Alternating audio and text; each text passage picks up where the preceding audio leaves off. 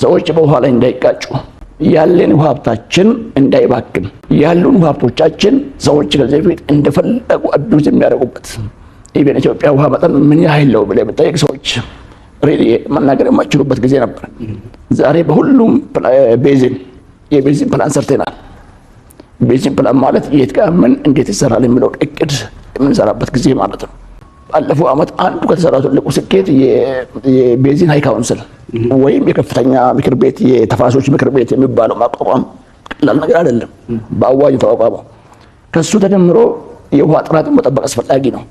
እነዚህ የውሃ ጥራት የምንላቸው ደግሞ ከባፈር ዞን ውሃ እንዳይበከል፣ ወንዞች እንዳይበከሉ፣ አካባቢው ከሰዎች ንክኪ ነፃ እንዲሆን፣ እርሻ ከፋብሪካ ከተለያየ ነገር ነፃ እንዲሆን የተደረጉ ስራዎች ባለፉት ዓመታት የተሰራናቸው ትልቁ ስኬቶቻችን ናቸው ማለት ነው። ይሄ እንግዲህ ዜጎቻችን ጋር የደረሰው ትልቁ ስራችን ሲሆን ከሱ ባሻገር ደግሞ ተቋማዊ ለውጥም አድርገናል። ምክንያቱም የሚፈጸሙ ሀሳብ አሁን ያወራነው ነገር ዝም ብሎ አይደለም የመጣው፣ በተቋም ደረጃ የተሰራ ስራ ነው ማለት ነው።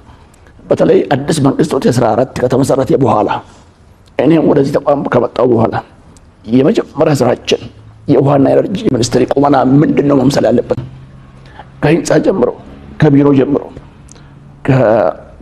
ከማዘመን ከአውቶሜሽን ከአይሲቲ ጀምሮ መስራት ያለበት ስራዎች አይ ቲንክ በተጨባጭ የሚታዩ ናቸው። በጣም ስኬታማ ዘመናት ባለፉት 7 ዓመታት መጥተዋል። ይሄ ማለት እንግዲህ በቂ ነው ማለት አይደለም። በጣም ብዙ ይጠበቃል።